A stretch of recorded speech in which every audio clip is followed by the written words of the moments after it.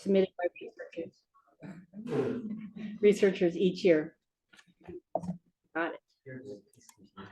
Joyce has provided several important links to Smithsonian Gardens, which Emil has already added to the chat. And after Joyce's presentation, she'll gladly answer questions from the Monshire and Zoom audiences. Please welcome Joyce Connolly.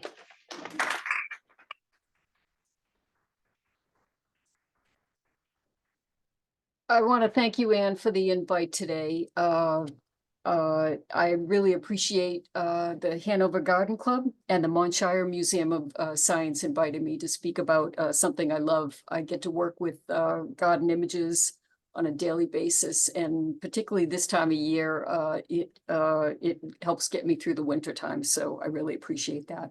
And Anne, thank you for the invite. It's always good to hear from you.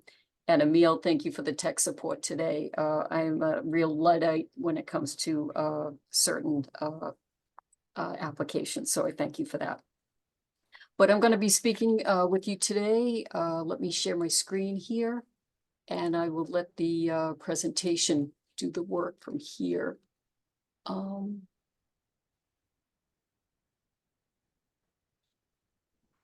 We good to go?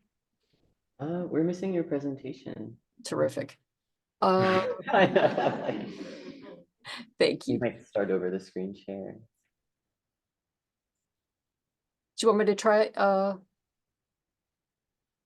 Would you screen share? Okay. We just had it and then it went away. Hi, everybody.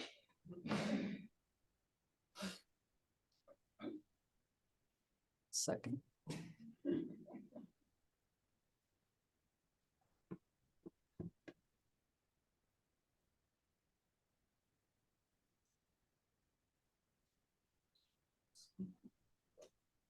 There we go.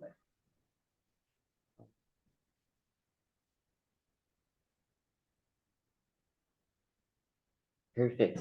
Perfect. Thank you. Yeah, thank you. 3 times the charm. Before I get started, just so you're in the right class here, I'm going to talk about early garden photography and specifically hand-tinted glass lantern slides. And the archives is full of them. So it's a treat for me to talk about these. I don't get to spend as much time as I'd love to with the collection. A lot of administrative duties. But when I do get to work with the collections, it's a real treat. So the only pun I use in this entire presentation is what a difference a dye makes. And I promise there won't be any more. And just a little housekeeping, in case you hear a train outside, there's a CSX line right outside my office, so I apologize for that. But I will start with a totally off message, but there's a direct connection to a neck of the woods in the Smithsonian. And that is Charles Platt, a landscape architect and an architect resident of Cornish. He designed the Smithsonian's Free Gallery of Art. And it's one of the most beautiful museums on the mall. So we're glad he decided to do that. But let me get into the meat of this lecture. What I will be speaking on are hand-tinted glass lantern slides. I'll be giving you some historic background.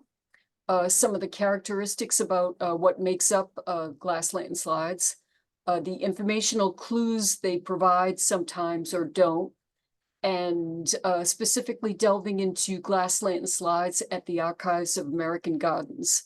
And we've got a couple of collections that have a number of lantern slides. I feature them up here. And then at the very end of this presentation, if you're interested, I can speak about documenting gardens for AEG and the community of gardens. And I will preface my remarks by saying I am not a photography historian, but this talk is based on my years of experience with the collection. So they've given me plenty of opportunity to see what they're all about. But first, you have to sit through just a couple of screens about my unit at the Smithsonian Gardens. They're responsible for, there are about 15 gardens in and around the National Mall in downtown DC. And my colleagues here are responsible for managing and maintaining those gardens. We've got about 60 staffers in Smithsonian Gardens.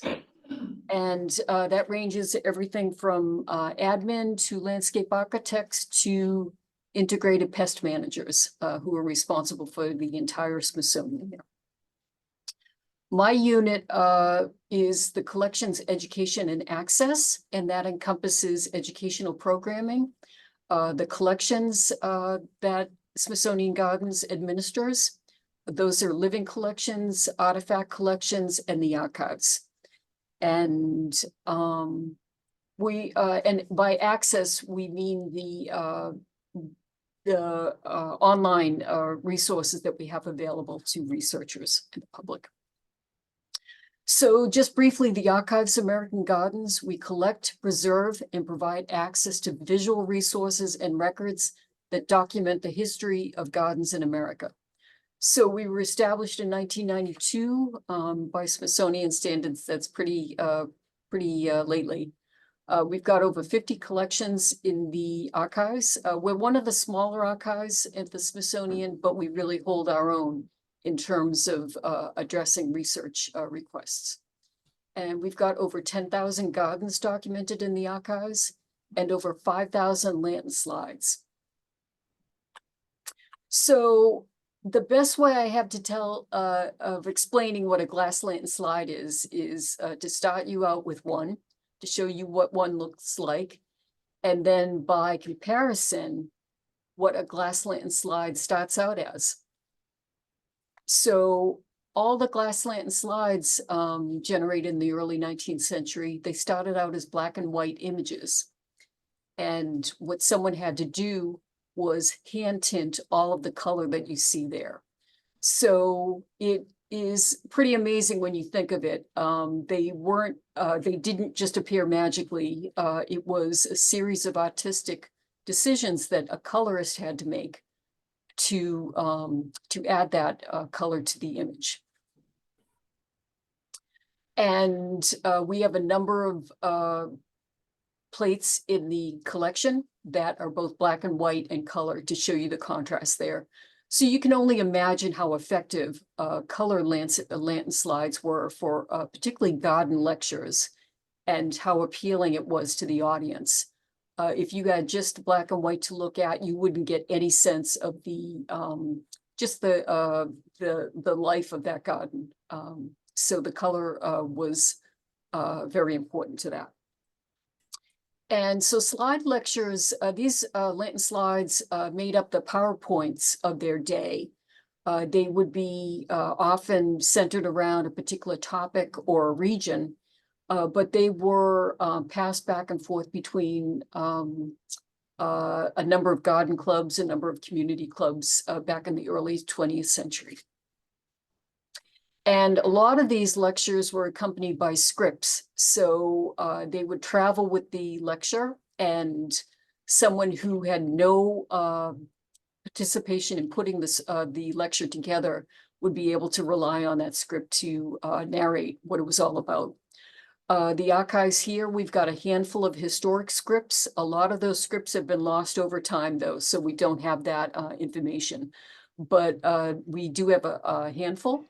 And this one here, we've uploaded it onto the Smithsonian Transcription Center. And that we asked volunteers to transcribe these documents, so they did that. So it's now available for searching on the Smithsonian online catalog. These lectures often came in carrying cases so that they could be either passed back and forth or mailed back and forth across the country. And it was important that they be kept as safe as possible. So these, I've seen a number of these carrying cases made out of plywood or wood. Sometimes they had carrying handles with them, so it was almost like a suitcase. So a lot of effort and resources were put into these lectures. And at the time, lantern slides, very generally, they came about as early as the mid-19th century. And then they lasted as long as the mid-20th century. But by that time, it was they were only used sparingly. But in the early 1900s, it was a cottage industry for many people. So if you had a what's called a magic lantern, which would be like a PowerPoint projector today, but that was lit with a light source, and whether that was a candle or a gas lamp. But there are all kinds of magic lanterns. But there were all sorts of people giving lectures, both subject specialists and then subject generalists, if people were interested. And when, and actually, I came across a reference in Ernest Shackleton's writings on one of the expeditions to the Antarctic. The crew, they were, it said they were watching a slide lecture, and you knew that it had to be a lantern slide lecture. So these lantern slide lectures went all around the world. They were that popular.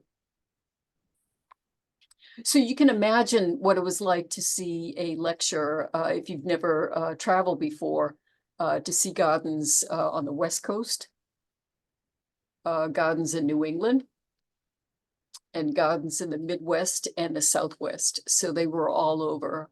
There were certainly areas that were more well documented than others, but basically lantern slides were generated all over. And in fact, there were some companies like the J. Horace McFarlane Company where you could send in your own images, negatives, and they would create a lantern slide for you and send it back. So a lot of the lectures that were given were for didactic purposes. They were meant to fire up garden clubs or community clubs and have them work on projects. But a number of the lectures were also about garden design in general. So these lectures might have encompassed historic images. And while I'm giving this lecture, I'm going to sort of sometimes peel out and describe something that I see in the slide, just to give you a little bit of insight here. You can see the crack along the lantern slide here, and that just speaks to how fragile they were. They were glass-based, so they could be dropped and cracked. Sometimes they were shattered, but this is a case where we've got the image, but it has been damaged over time. And these lantern slides, again, you would have an original image, and it was all the color that was applied was done by hand. And one thing for those people that are looking for differences here, one thing you might notice is that the lantern slide is flipped from the historic image here. So it's a case of determining which is the proper orientation. And going back, the historic 18th century volume here says the word frontispiece. And this also has the word frontispiece. So that's got to be a mystery that a researcher is going to have to look into to determine which is the proper orientation there. Again, more historic references that were often inserted into lantern slide lectures. This is a graphic from Andrew Jackson Downing's treatise and theory and practice of landscape gardening, which is a mouthful there. But the lantern slides might also encompass like aerial views, which would have been very striking. They might have had plans that they showed. So they dissected sort of design decisions that the designer made. And there might be interior views, flower arrangements that they focused on. And also books they were talking about, different references out there. And this one is a particularly handsome slide. It's almost reminiscent of a stained glass window. There are also lantern slides from foreign countries that American garden clubs would use to discuss the sort of the origins of design elements in American gardens. And the people giving these lectures, a lot of them were women, particularly for garden lectures.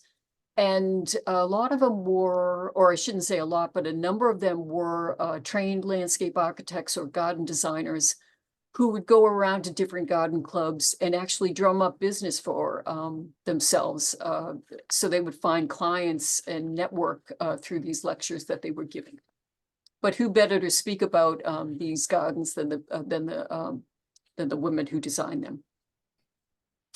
The closest I could find to Hanover was Ellen Shipman's garden in Cornish and Brook Place, but unfortunately, it's not too exciting an image. But that said, AAG doesn't have everything out there. It just has a sampling of what we've acquired over the years. But Ellen Shipman, one of the earliest practicing landscape architects, she must have thought something was special about this view, so she had it photographed. Now, this is an anatomy of a glass lantern slide. So what you've seen before are all the images, but what it came down to were these glass plates.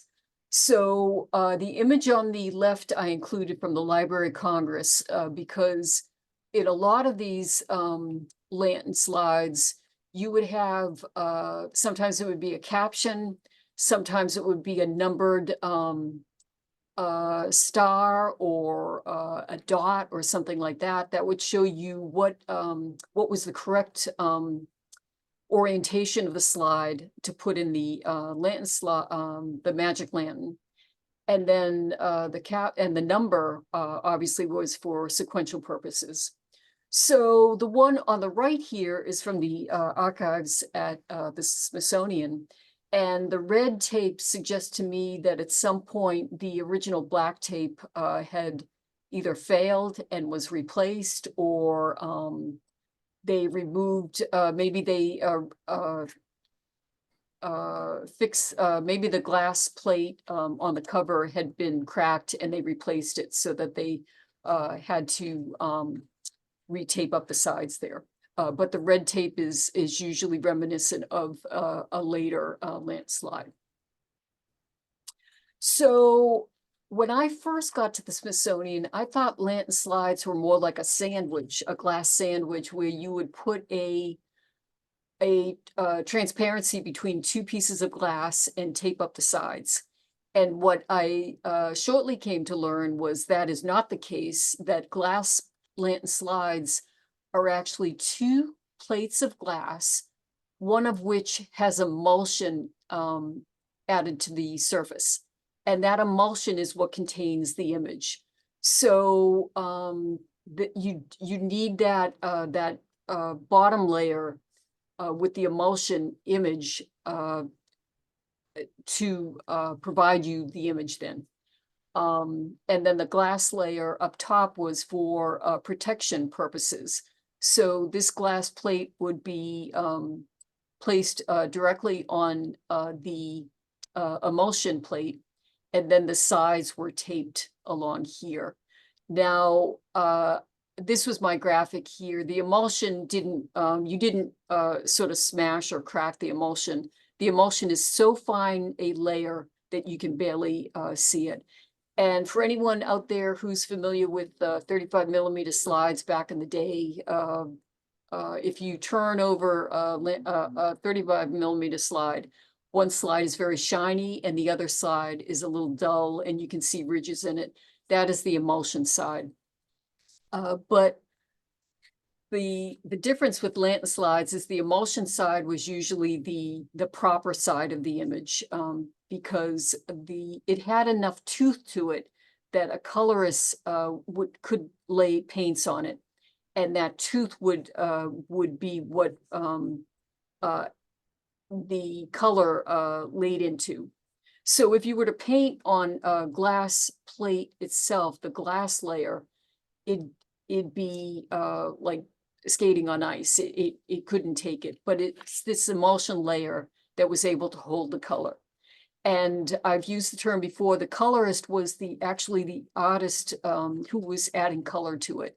And a lot of these were women who were hired by photo studios, and they were doing these in volume. So they would churn these plates out, and one after the other. So one thing to look for when you're looking at a lantern slide with color is look for the black and white areas or the gray areas. Those were the areas that the colorist was not applying color to. So you can see the white trellis here, they didn't. But you've got obviously the green here, the brick where they added a little wash of color. Even the shingles here, there's a little bit of color. I want to say that they added a little bit to this, but the gray, like the balustrade here, they did not. So that was a New Hampshire garden, by the way, in Portsmouth. We have another New Hampshire garden. Unfortunately, some of the handwriting on the captions was so poor that we have a tough time deciphering it. So we've got, it could be 3 different names of a garden in New Hampshire. And in fact, we don't even know the city that this is located in. So sometimes it's really difficult to track back and identify these unidentified gardens or these gardens that have very little information about them. And sometimes you can see the colorists weren't all that good. It's either the colorist that wasn't really proficient, or maybe it was the image that was a little bit distorted, a little bit blurry that they had to work with. So you can see the artistry of an image. I'll pick a good one here. You know, something like this that took, you know, a good amount of time, a good amount of skill to do. Whereas this one, the colors were laid in just a little bit clumsily for that. And so it would really show in a lecture. You know, if this one was inserted in amongst several that were of good quality, you would be able to notice that immediately. And this is another one. It's a little bit less precise than some of the other lantern slides in the collection. And then you've got things like this where it was sort of just plopped down, you know, the color was just, there wasn't really any subtlety to this. This plate 2, you can see that there was a crack running through it. You've got, so a couple of different issues going on here. But that said, these lantern slides are invaluable for the information they provide. You know, they might not be the best quality images, but sometimes they're the only evidence left of a garden, of you know, once quite ornate garden that is no longer in existence. So this is just an example. I chose one of the better ones. You can see what a really good colorist was able to do with the color. And there was a little bit of shading involved. They chose different shades of green here. And it really made a difference. So what you're looking for, again, you've got these, you're looking for the white and black portions, which they were not coloring, but everything else was colored. So one thing that I did not know when I first got at the Smithsonian, and I'll walk you through it, But when I first got here, I considered lantern slides almost like photographs. They were documentary evidence of a garden. So you've got a handsome iris garden here. We don't know the garden. We don't know where it's located, but it does provide some information. The problem is we've got another plate that has very different coloring. So when you put them together, that was my aha moment to realize that these plates are not, you can't rely on them to be historically accurate. So for a garden historian who's restoring a garden, they might see only one image and not realize that that in fact was not the coloring that was in actuality to that garden. And you figure that these colorists working in a studio never laid eyes on the garden itself. So they were using their imagination. Maybe they were using notes that a client supplied. They might have said, purple iris garden, but who knows what they had to work on. So this is just a cautionary tale for those garden historians out there that the colors weren't always accurate. So that's one caveat to keep in mind. This is another example. We have two of the same image in the collection. And while they're not as, the disparity is not as great as in the irises here, there are subtle differences. You've got sort of, you've got the pink, you have to look for it. You've got the pink roses here versus the white roses here. They were using pink. Who knows, maybe it was the same colorist and they, just to keep their attention fresh, they were using different colors.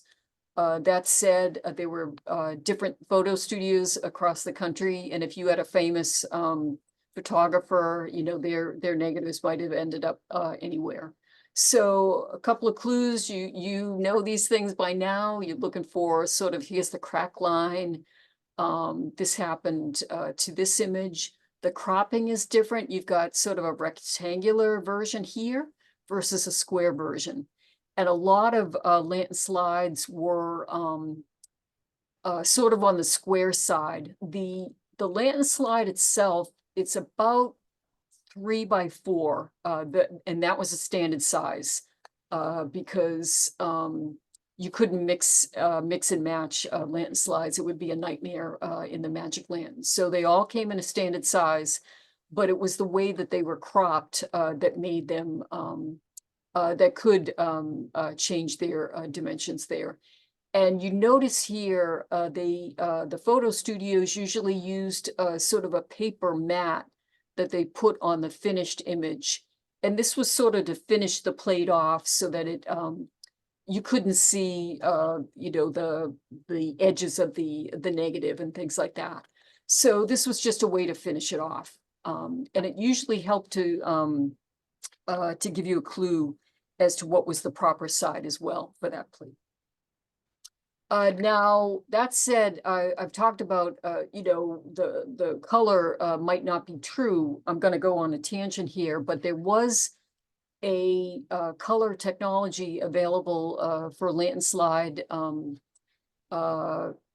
manufacturers back in the day in the early 20th century, and those were known as autochromes. And autochromes, it was an early color photography process. And the best way, it had so many steps involved and so many elements involved that it's amazing that anyone was able to figure this out. But basically, the photographer took colored starches or starches that were dyed, like potato starch that was dyed red, green, and blue, I think it was. And then they would use different filters, and then they would use different a finishing mechanism where they would use carbon black to finish it off. So it was just mind-boggling, the procedure that they came up with. But these produced true colors so that the pillow that this woman is leaning on actually had an orange back to it. And the roses on her hat were actually pink. and the book that she's reading had a red cover. So when you come across an autochrome, it's usually, or it is a true color. That said, autochromes tend to be a little bit muddy. And that's because of, as my understanding, the last bit of the photography process that was used, they used a layer of carbon black to seal in all of the dyed layers.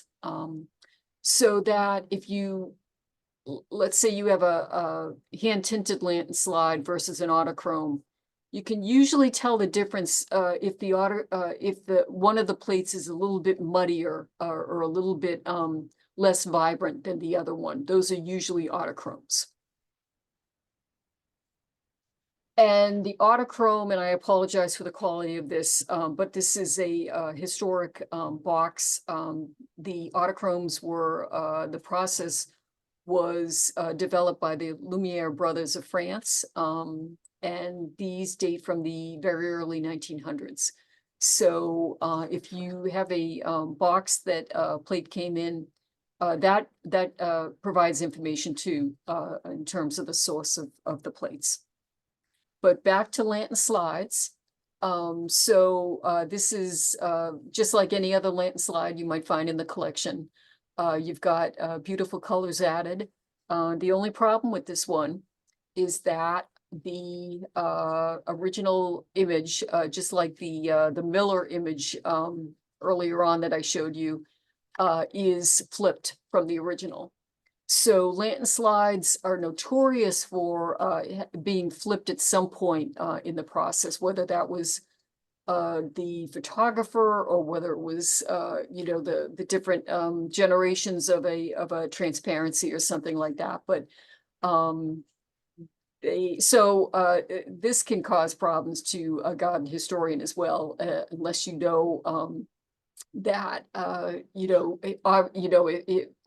someone who's well versed in the landscape would say no, that can't be right. So there is a reason for the orientation being flipped on occasion. So you want to watch out for that too. If you're lucky enough, this one you can just barely see, but this image here has a date of the house 1885, I believe, 1885. And if you're lucky enough, that's like a Rosetta Stone for you. That if you're looking at written any writing in a lantern slide, you know that you're looking at the right side there. So that's one sigh of relief that you can make when you have some writing in a lantern slide. Now, the colorists back in the day were not above photoshopping elements out of a lantern slide. This is a handsome image, this property in outside of Seattle, but outside of Tacoma rather. And you might not notice it at first glance, but what the colorist did was they sort of painted right over this group of women sitting behind the fountain. So Photoshop is not something new. It was invented over a century ago. I just want to give a plug for the colors back in the day. They decided it would be too distracting, so they just wiped it out completely.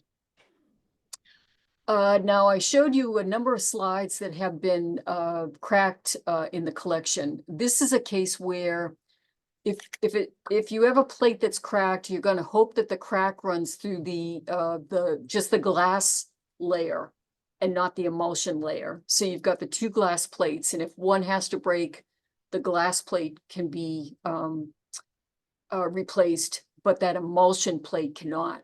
So this was a case where the crack went through and it hit the emulsion side. So it was the emulsion plate that was damaged. And I'm sure in Photoshop anyone could in quotes repair this, but this just shows that that emulsion was a critical part of that image on the glass plate. Now we're kind of shifting into what information that these lantern slides provide. So you're looking for clues, put your sort of detective hat on. If you're handed a batch of landslides and there's no captions and no dates, what are you looking for? This is an unidentified garden, we're speculating it's in the 20s because I'm gonna say 20s, 30s were the heyday of landslides and gardens. Those are a lot you're gonna see around that time. So if you sort of, start from 20s, 30s as a ballpark figure, you're probably in the right era. But aside from this, there's not a lot to go on. It's kind of a nondescript building. And we actually have had some people identify. In fact, there was one from the Thornwood estate where the women were painted out. That person found an unidentified garden in Washington State. No, I think it was unidentified totally. And she said, this looks like a Pacific Northwest plantings, and she just kept drilling down and drilling down and drilling down until she identified it. So it was, for a nerd like myself, it was just a red letter day. It was really exciting because there are some clues sometimes that people can get a hook into.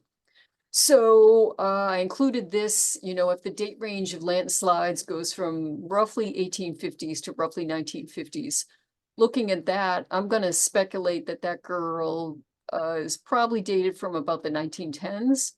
But if you speak to a clothing historian, they could probably get a very specific date for you, within maybe 2, 4, 5 years or so. So there are clues out there that you can drill further into. This is a landslide in Mexico.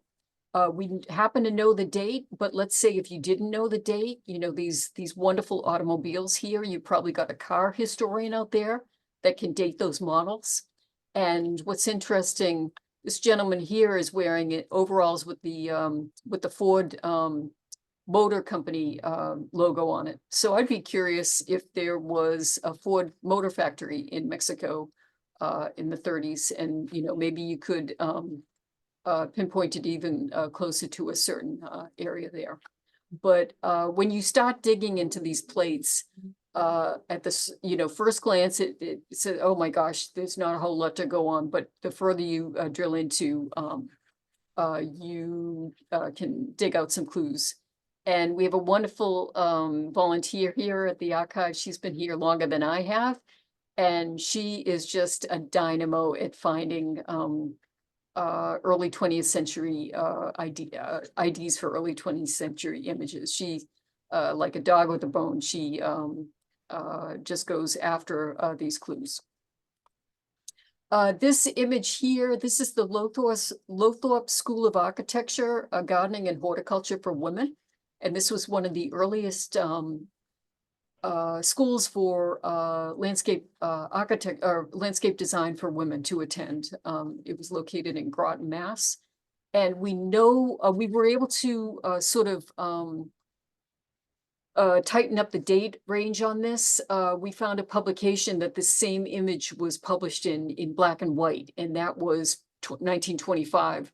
So you figured the image itself had to be generated sometime before 1925. That said, the plate itself might be generated after that date. As long as you have the negative, the plate could have been made years later. But the image itself, we were able to get a closer date for that. This is a case where we haven't had time to delve into it, but I'm sure if we contacted the Historical Society in Ridgewood, New Jersey, that they would be able to track this house down and tell us what property it was. So shifting gears, sort of winding down on all the information now, you've gotten these images. They range from very high-end estates. In fact, a lot of landslides were of high-end gardens. You figure the people that were purchasing these usually had the means to hire photographers or purchase landslides. But we also have more middle-class gardens. I love this one because it shows a gentleman here in shirt sleeves mowing his entire lawn. This is in Rochester in 1916. But what a lot of work it took back in the day. And he's only halfway through there. So I just love this image to show how much work it took to manage, to maintain these gardens back in the day. And, you know, you can see a little bit, there's a little bit of a crack here. So that has affected this image here.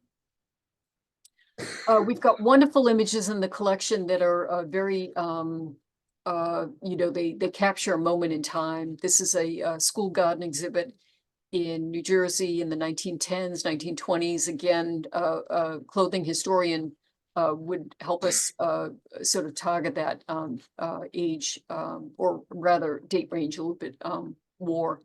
But you've got from soup to nuts in these landslides that they capture. And here at the archives, it's not an exaggeration to say that we received landslides and shoeboxes. You know, we were getting a lot, especially the Garden Club of America collection that came in a big batch in the late 80s, early 90s. And these were with a lot of member clubs of the Garden Club of America were giving up their landslide lectures and for the Garden Club of America collection here at the Smithsonian.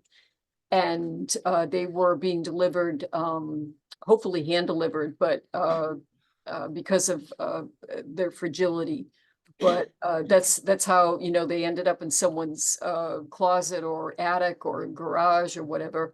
And thankfully, someone saved them.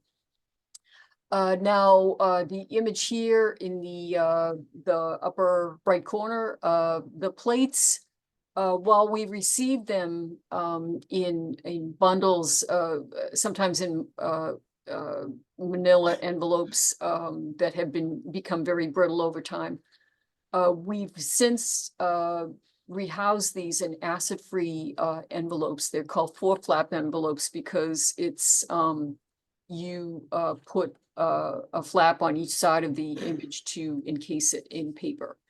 And we label the outside of the envelope so that we don't have to keep opening up the envelope to see what's inside. We know the number from the outside.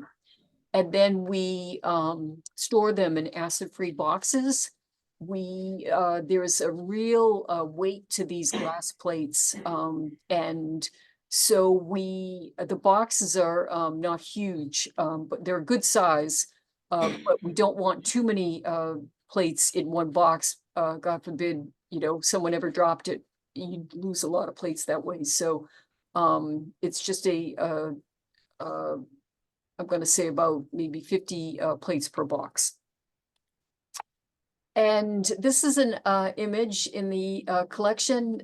In the early 90s, AAG was one of the first archival units at the Smithsonian to go digital. And believe it or not, the one on the left back in the day, that was high-end digitization. That was a real big deal back then.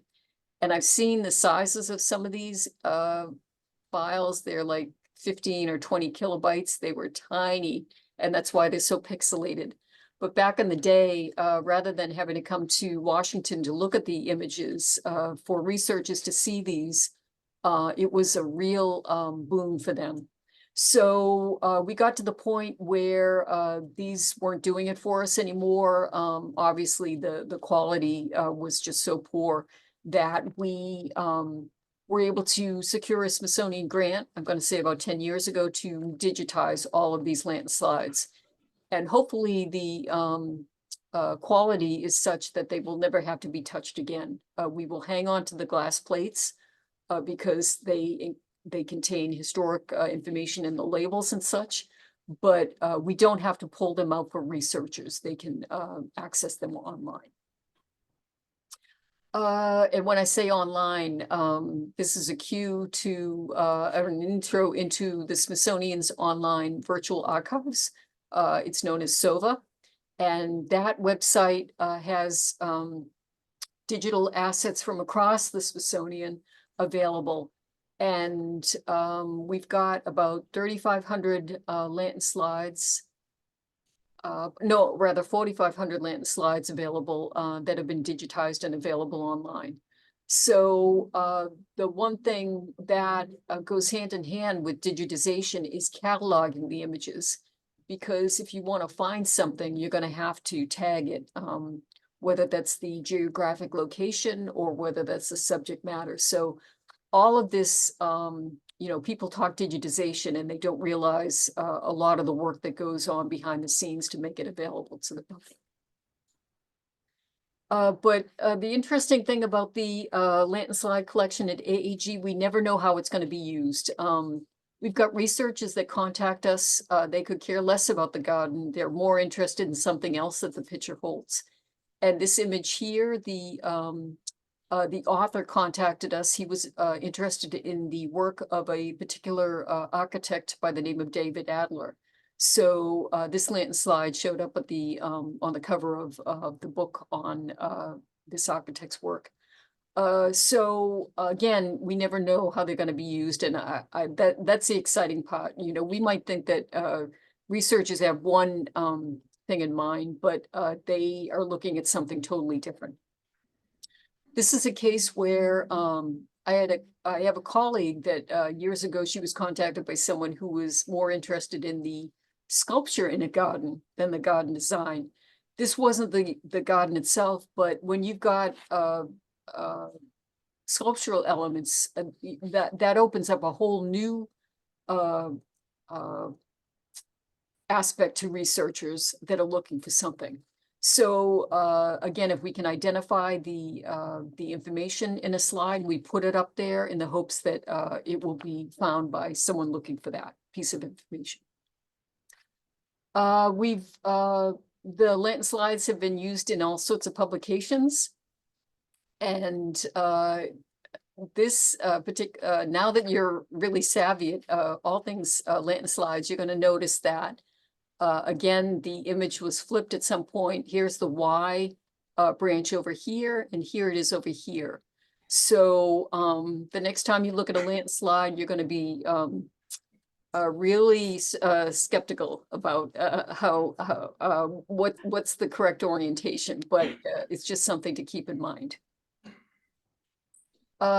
These are, a number of, publications out there that devoted to, or that really, feature lantern slides, quite a few lantern slides, in fact. The Golden Age of American Gardens, that has a lot of lantern slides from the GCA collection, which were then donated to AEG. So we consider that like our Bible. We refer to that quite a bit. Newport and Flower was published, I'm going to say about a decade ago. And what they did was they took the lantern slides from the GCA collection, and then they went and photographed them, what they look like today. So they have a before and after view, as it were. And, some of them are success stories and some of them weren't. But, it just shows how, valuable these images are.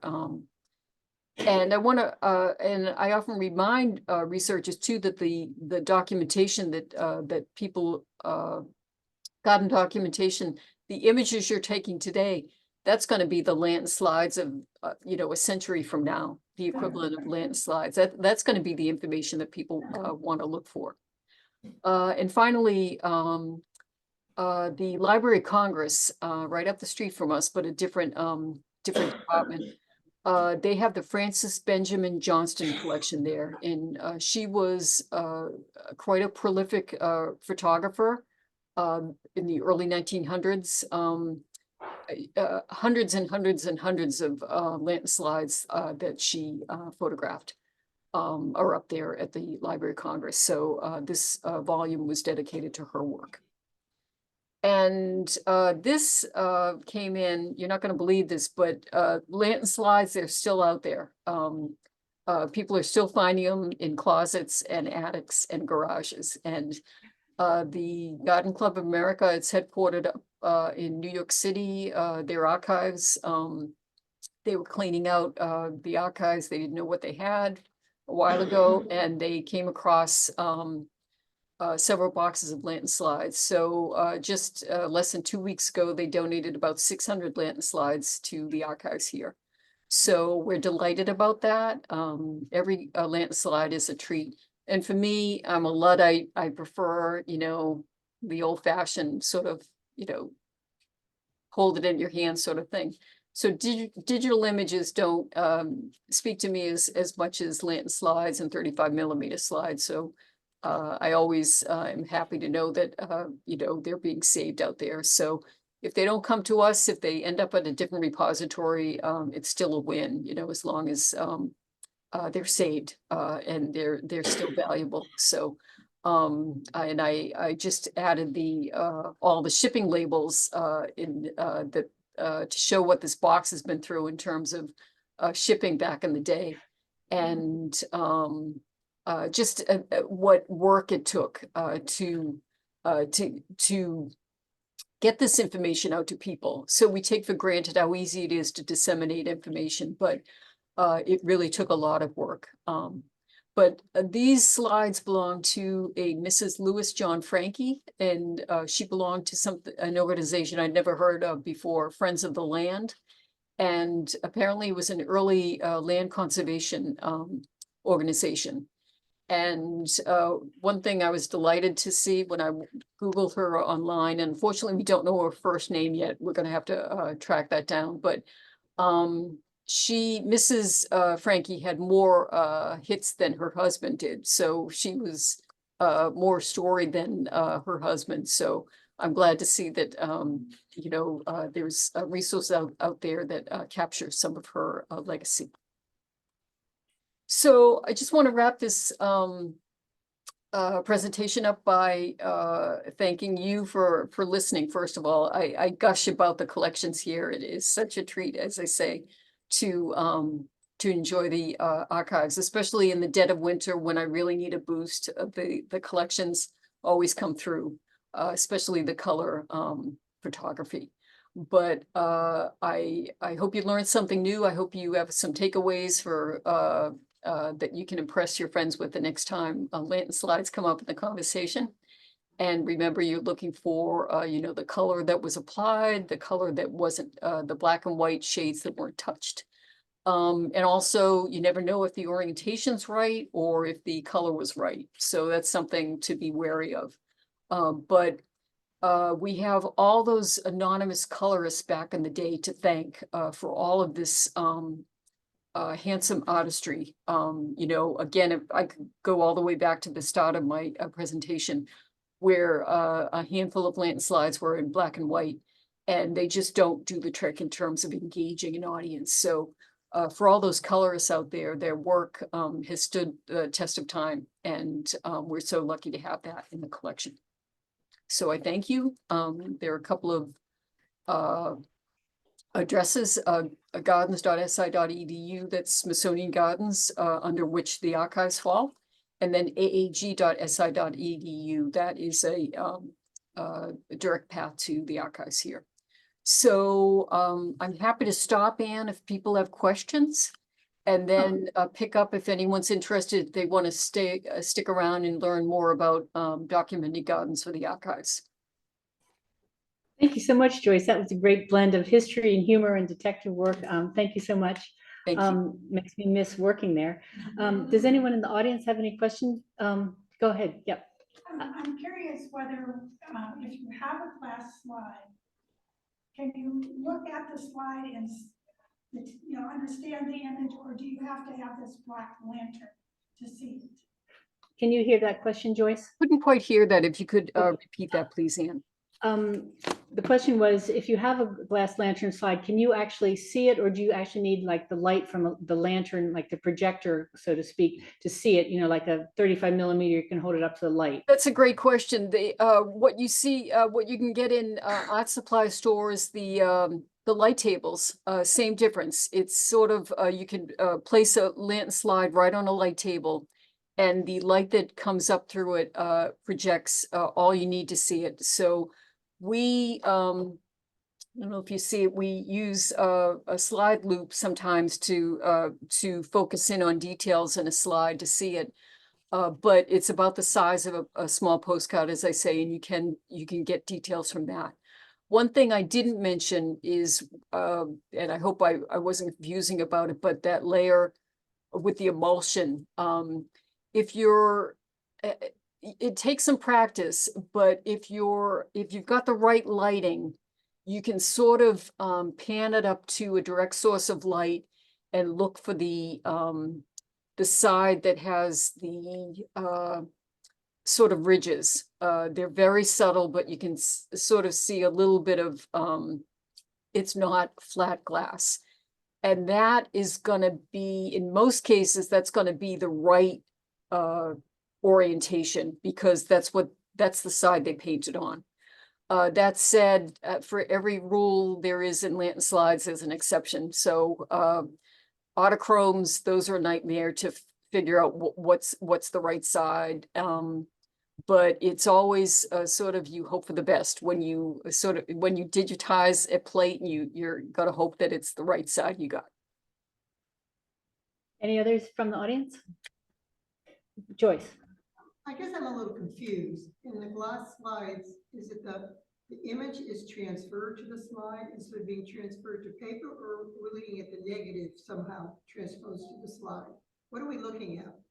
So the emulsion, I've never seen it done before, but I believe it was a photographic process where they would lay the emulsion out, and whether, that sort of whether they laminated it onto the plate or something, but it is it lays directly on the glass plate. So it's not a transparency that you could like insert between two glass plates. It's not a piece of film that you can insert between two glass plates. It's literally laid down. So you almost think of it as like laying down a layer of paint on something, and then that's inscribed, with the image emulsion. But the one takeaway, it's not a piece of film that separate from the plate. It's emulsion that is laid on the plate that is then sort of glued into the plate there. Any other questions from the audience? Cindy? I'm wondering if anybody is doing research on the colorists. Is there anything to be known about who they were, where they worked? Did you get that question? That is a great question, and I'm not aware of anyone doing the research, but I would imagine that there you'd have to hope that there is an early photography studio out there that kept all its records. That's the only way. The colorists obviously, weren't signing their names to these plates. I want to say that I'm sure there are some names out there. We have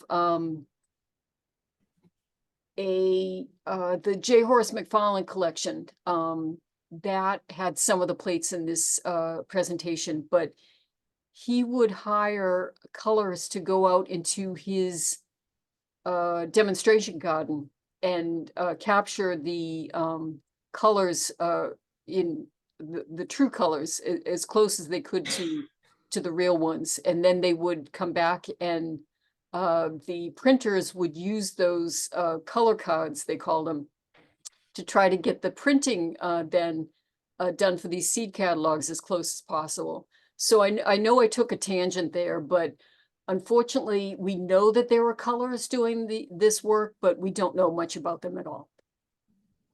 Thank you. Yes, go ahead. Just is the I have a question about the emulsion. Is it a precursor to film, possibly? That a Kodak historian or something would, so it's a light sensitive So it's only in black and white until paint is applied to it. Right. But it was a method of capturing the image of a garden, and it's a sensitive emulsion. And I don't know what film is gelatin, but I think. So anyway, I don't know if that's of any sense, but. Yes, and this is where my caveat about me not being a photo historian comes into play. I can only tell you what I'm familiar with, but the photo studios out there back in the day, they would take negatives and they could then create a what's called a transparency. So they went from a negative image to a positive. And these lantern slides were all transparencies. You could see through them. The color had to be translucent, so you could see through them. But the film laid on the emulsion laid on the plate. So there had to be some means of applying that emulsion onto the plate, whether that was sort of a direct, the negative had to lay on the plate or something. I don't know about that, but what I do know is that there is a little bit of like a tooth, I'm calling it a tooth to that plate surface, because the emulsion was laid down on that plate. And once that happened, it's no longer light sensitive. It's like when you have undeveloped film, you don't want it to be exposed to light, because then you ruin that image. But once it's fixed in emulsion on a plate, it would not disappear if it was exposed to light. That said, we do not keep our lantern slides out for long periods of time, because with any time you're dealing with color, that has a potential to fade. So while it's not, if I have a plate out on the table for 10 minutes, it's not gonna ruin it. But if I kept it out there for 10 days, there might be a perceptible difference in the color, and you don't want to do that. So Margie, how about you'll be our last questioner? Go ahead. It's not really a question. Hi Joyce, it's Margie Carpenter. Hey, Maggie, I was going to give you a shout out in this next section here about documenting gardens. I'm so glad you're on hand. Yes, I am. So for the final question, I guess, what are your criteria for people to submit garden photography to the AAG? Okay, so thank you for queuing me up on that one, Okay. Ann. The garden, the archives, we've had a working relationship with the Garden Club of America for the last 30 years or so, where member clubs go out in their community and document gardens. That said, you do not need to be a member of the Garden Club of America to submit documentation for your garden to the archives. There is a process involved, the photograph, the digital images or slides, if you're if they're older images, they need to be captioned. We need to have a plan that accompanies them to indicate, where the garden features are located. There needs to be a garden description that talks about the garden, whether it's the design of the garden or the history of the garden. But basically, we want to know the story of the garden. So there's a little bit of a process to it. And at first glance, some people are a little bit, they shy away from it because there are a couple of steps involved. But that said, it's doable. You do it in chunks. You get the map or plan of the property, and you lay out the information. That way, you caption the images. You write a garden description. So there are elements. You go down the tick list like that. And our goal at the archives is to get this information out on the Smithsonian's online catalog, as best as we can. So this is an example of a garden in Dublin, New Hampshire, that the image you see there this is what we call a slideshow. So if you click on the first image, you can see all of the however many images were submitted for that garden. And then the catalog information that accompanies the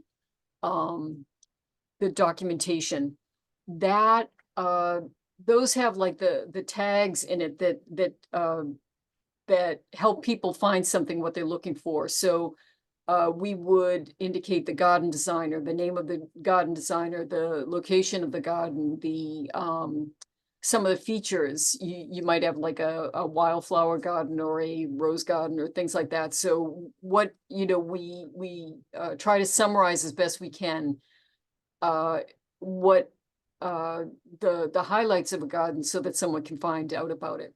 So that's one way of documenting a garden for the archives. There is a process involved, and if anyone's interested, I would love to hear from you. So you can reach out to us, and we can walk you through the process, see if you're interested, if you want to pursue it, and if you're not, you know, no worries on that. But you know, we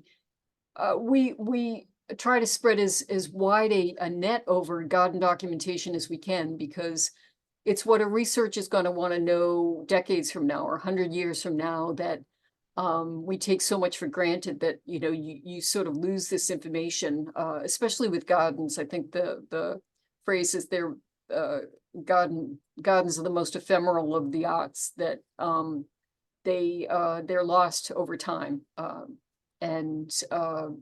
So this documentation is sometimes the only thing that's left. So that's one way. Another way is if you already have garden documentation, if you're interested in donating it, we got a historic postcard collection recently with thousands of images of gardens in it. So you know, we get a call and people are interested in, they find us on the internet and are interested or curious about donating garden related documentation. So that's done on a case-by-case basis. We speak with the potential donor about that. And then finally, there's something called the Community of Gardens.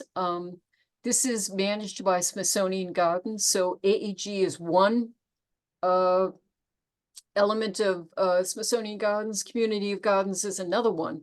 And this is, anyone is welcome to post a garden story, whether it's their own garden or a public garden in the community. It's a little bit less stringent in terms of the documentation involved from AEG. So AEG, you've got a number of things you need to compile for a complete garden submission. But for Community of Gardens, if you have a picture, you know, of your grandmother's garden that you want to share and tell a story about it, what you remember about that, we're always looking for stories like that. And they can, a lot of them are very personal, a lot of personal remembrances of gardens and what they mean to an individual or to a family. So the stories are really a great way to connect gardens with people. And as you can see from the map here, we're heavy on the sort of the eastern half of the country. But Smithsonian Gardens is always looking for stories wherever and from whomever with Community of Gardens.